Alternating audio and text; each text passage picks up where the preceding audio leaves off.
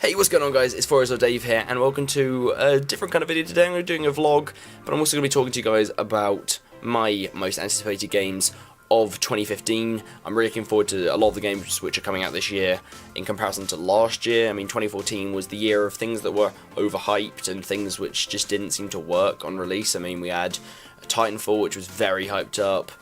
Wasn't anything that amazing really. It felt a bit stale after a little bit of playing it. Watch Dogs didn't work as planned on release. Halo Master Chief Edition didn't work on release. Assassin's Creed Unity didn't work on release. I don't even think it still works now properly on PCs.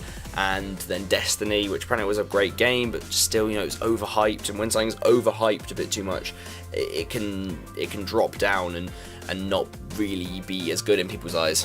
But yeah, as I said, there's some games that are coming in 2015 which I'm really excited about, and I think that this year is really going to be the year when we get some really class A top titles coming out that are going to have to be must plays, and hopefully it will be a really enjoyable experience for all of us gamers this year. So with this list, I'm not going from any kind of ranking, like I'm going to have my most favourite and then my least favourite something. These are all just games I am excited for in no particular order. I'm just going to start off with a big one, Star Wars Battlefront 3, whatever they're going to call it.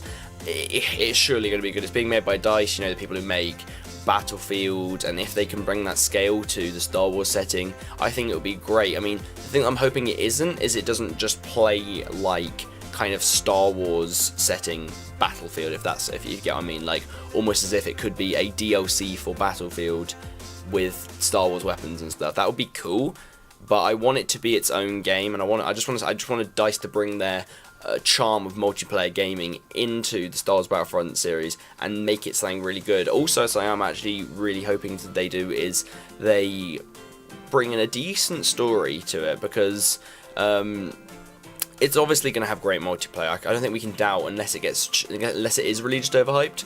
I want them to have some sort of good single player element that brings in some of the kind of great story from Star Wars. I mean, we've got the new Star Wars film coming out this year as well, so those two things coming out together is just going to be almost too much for Star Wars fans to handle, so I'm really looking forward to it. The next game is Quantum Break, and this is a weird one. Some people might not have even really heard of it, some people might have heard of it and just thought, well, that's just going to be some kind of game. Quantum Break is made by the same people who made Alan Wake and Max Payne, Remedy.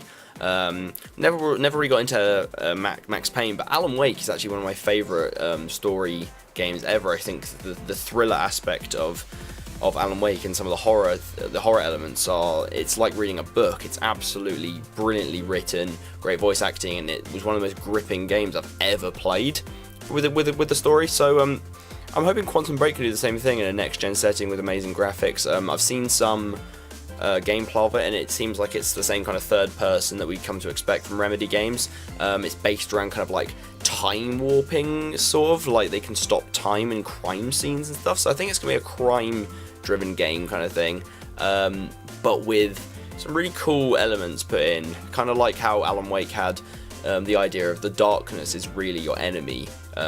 Not just monsters, but the dark itself, and the light is what kind of gives you energy. I think if they can do something like that, they can make an absolutely brilliant game, which I'll be really psyched to play this year.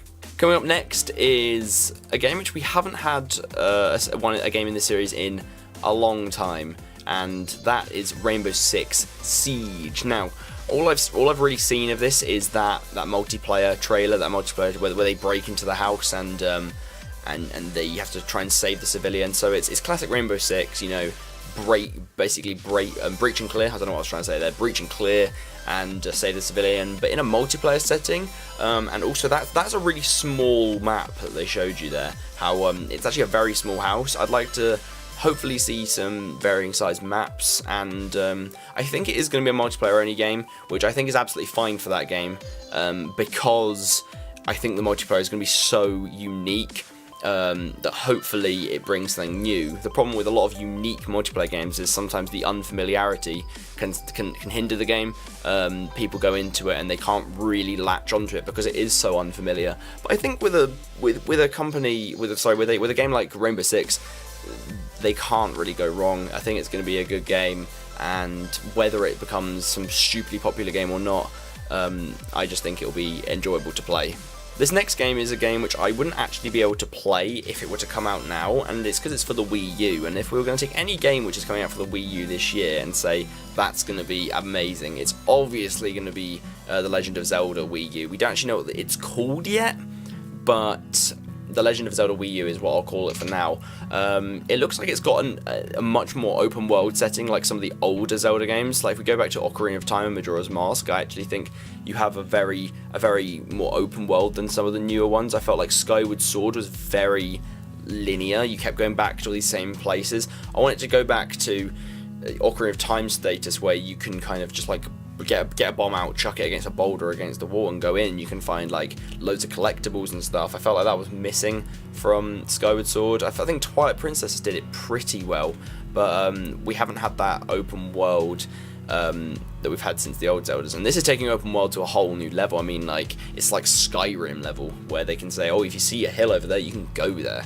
And I don't know how that'll fit in to the Zelda universe. I mean, because it has to have some linearity, I guess is what I'll call it.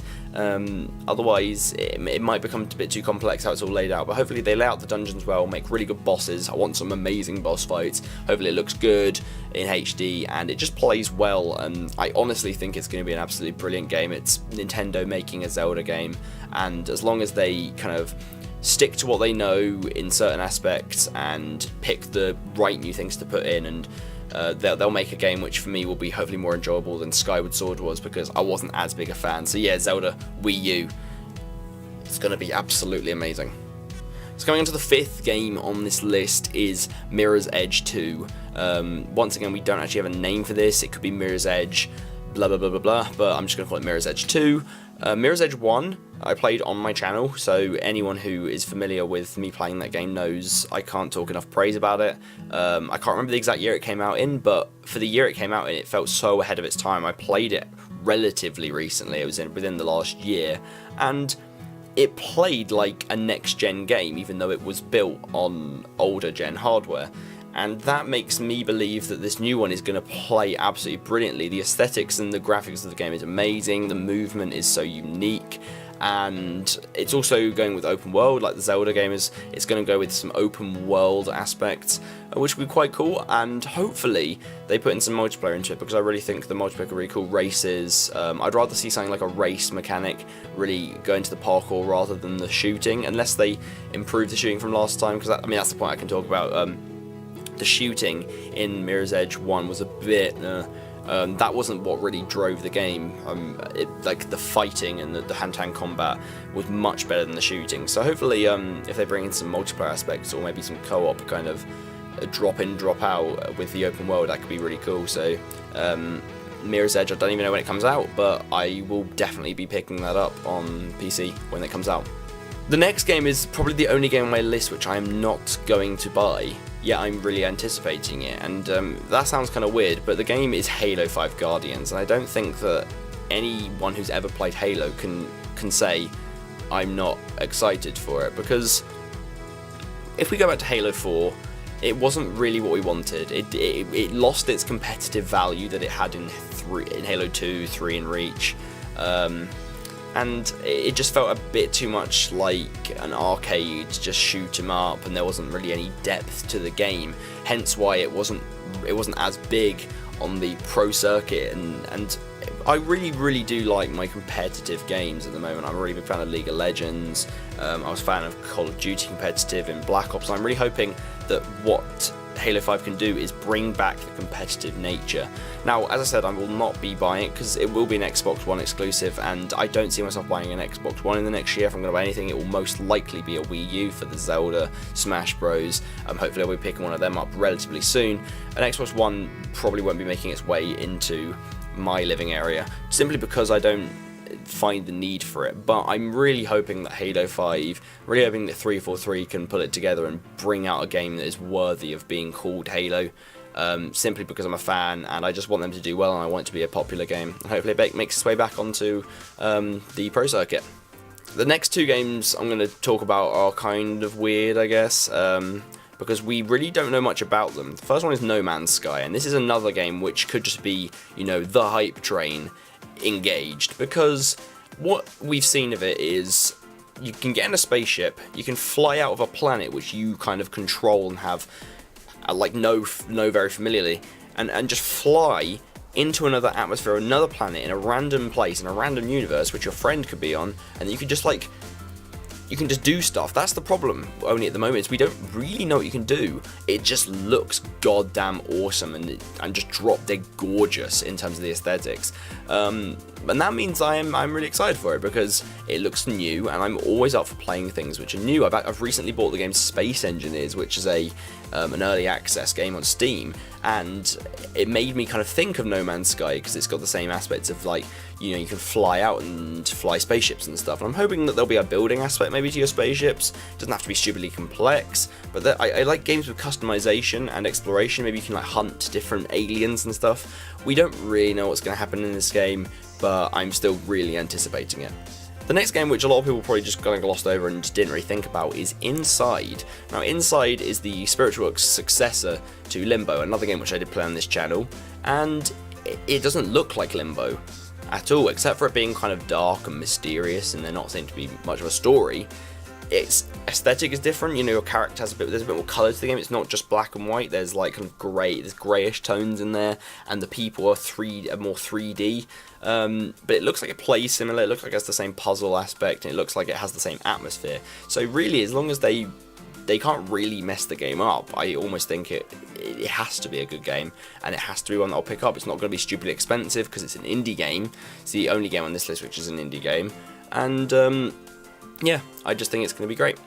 So the final game on this list is a game which is actually coming out pretty soon, and it's a game which we've known for quite a while. In fact, by the time it comes out, I think the game will have been out about a year and 7 months or something like that. It's GTA 5 for PC. I mean, come on guys, GTA 5, what a game. I played it on the Xbox 360, I don't have an Xbox One or a PS4, so I didn't pick up on the next gen, but we've been waiting. Us PC gamers have been waiting for ages to be able to play that game on PC. You know, I'm a big fan of mods. I really want to get some mods on that game. I also want to really get into the GTA Online with all the custom maps and stuff and make videos on it, because it looks so fun, and I never really got into it on the Xbox 360 simply because around that time I'd just properly started getting into PC gaming and no one really played Xbox anymore. So I'm hoping that when it comes onto PC, I'm going to pick that game up and just play the shit out of it, because it's going to be great when it comes out. If it doesn't stop, if it stops being delayed, then hopefully we can just play it and have fun with it. And I can't sing enough praises, because I am really excited for it. So they're the games which I'm really excited for this year. If you have any opinions on these games, leave them down below. And also, if you guys have any games which you're really excited for, there's some games I didn't cover on this list which I'm probably going to take a look at, but I'm not stupidly excited for. I want to know what you guys think. What are the games you're really excited for? Because there seems to be a lot coming up this year that is going to change the way we think of games. So if you have enjoyed this video, then make sure you smash the like button and leave a comment below, as I said, and subscribe for more awesome videos, and I'll see you guys next time. Thank you very much for watching.